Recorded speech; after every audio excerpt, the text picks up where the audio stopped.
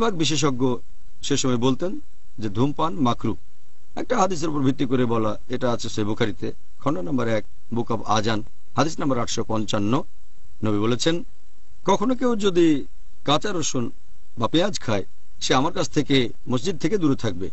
নবী বলেছিলেন, পেঁয়াজ বা রসুন খাওয়ার পরে মসজিদে এসো না, কারণ বাজে গন্ধ বের হয় তা থেকে, আর ধূমপান করলে তো আরো বাজে গন্ধ হয়, পেঁয়াজ রসুনের চেয়ে বেশি গন্ধ। এই হাদিসের উপর ভিত্তি করে, যেহেতু পেঁয়াজ বা রসুন খাওয়া হারাম না, এগুলো মাকরু, এই হাদিসের উপর ভিত্তি করে বিশেষজ্ঞগণ ফতোয়া দিলেন যে ধূমপান করা মাকরু।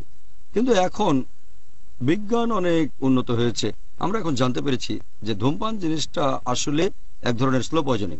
তামাক আপনি যেভাবে নেন না কেন, ধূমপানের মাধ্যমে, সিগারেট অথবা বিড়ি বা হুক্কা খেলেন কিংবা তামাক চিবোলেন, এই তামাকের মধ্যে আছে নিকোটিন আর টার। এখন আমরা জানি যে এটা স্লো পয়জনিং, আর এ কারণেই বর্তমান পৃথিবীর বেশিরভাগ বিশেষজ্ঞ তারা বলেন যে ধূমপান করা হারাম। শুধু মুসলিম বিশেষজ্ঞ না, অমুসলিমরা বলেন। আর সেজন্যই সংবিধিবদ্ধ সতর্কীকরণ থাকে, সিগারেটের প্যাকেটে একটা সতর্কীকরণ দেওয়া থাকে যে ধূমপান করা স্বাস্থ্যের জন্য ক্ষতিকর। আবার অনেক দেশে লেখা থাকে যে ডাক্তারের সতর্কবাণী অথবা সার্জনের সতর্কবাণী, ধূমপান স্বাস্থ্যের জন্য ক্ষতিকর। আর সিগারেটের অ্যাড খবরের কাগজে বা কোনো ম্যাগাজিনে থাকুক, বাধ্যতামূলকভাবে এই সতর্কবাণীটা দিতে হবে, ধূমপান স্বাস্থ্যের জন্য ক্ষতিকর। শুধুমাত্র মুসলিমরা নয়, এমনকি অমুসলিমরাও এই ব্যাপারে একমত যে ধূমপান আসলে স্লো পয়জনিং। আর বর্তমানে পরিসংখ্যান বলছে, বিশ্ব স্বাস্থ্য সংস্থা বলছে, প্রতি বছর 40 লাখেরও বেশি মানুষ মারা যায় শুধু ধূমপানের কারণে। সব ধরনের তামাক সেবন ধরলে সংখ্যাটা আরো বেশি হবে। এছাড়া আরো একটা পরিসংখ্যান বলছে, আমি এই ব্যাপারটা জেনেছি যখন আমি মেডিকেল কলেজের ছাত্র ছিলাম, যে ফুসফুসের ক্যান্সারে যারা মারা যায় তাদের 90%-এরও বেশি মৃত্যুর একমাত্র কারণ ধূমপান। সিগারেট, বিড়ি বা এরকম কিছু। কার্ডিওভাস্কুলার ডিজিজের 25%-এরও বেশি ক্ষেত্রে কারণটা শুধু ধূমপান। ব্রঙ্কাইটিসে যারা মারা যায় তাদের 70 থেকে 75%-এর ক্ষেত্রে একমাত্র কারণ ধূমপান।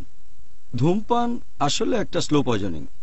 এতে ঠোঁট কালো হয়ে যায়, গাম আর হাতের নখ কালো হয়ে যায়, ঠোঁটের ক্ষতি হবে, খাদ্যনালীর ক্ষতি হবে, ক্ষতিগ্রস্ত হবে পাকস্থলী। এতে করে দেখা যাবে কোষ্ঠকাঠিন্য, খাওয়া দাওয়ায় অনীহা আসে, এতে লিবিডো কমে যেতে পারে, যৌন ক্ষমতা কমে যেতে পারে, দেখা যাবে হয়তো ঔষধ ঠিকমতো কাজ করছে না। এছাড়াও শরীরে রোগ প্রতিরোধ ক্ষমতা কমে যেতে পারে।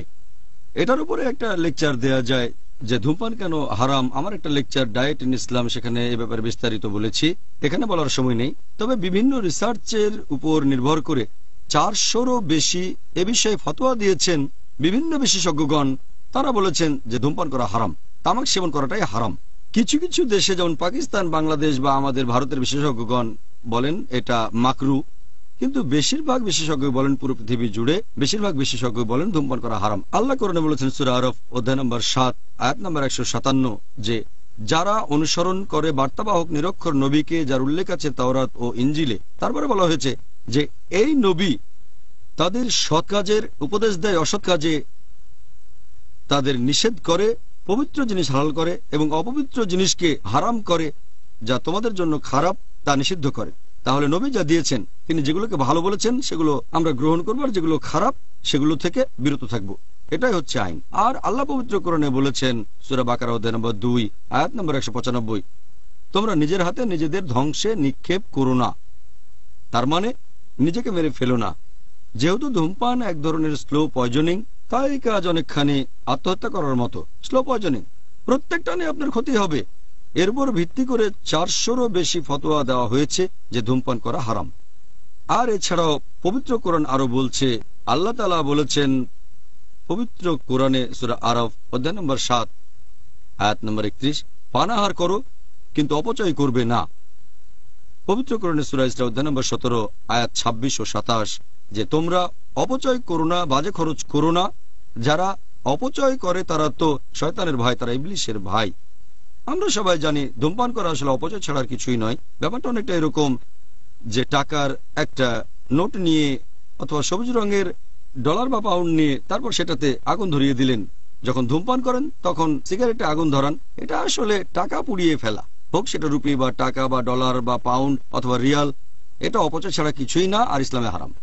আর আমি কারণও দেখাতে পারি কেন এটা হারাম।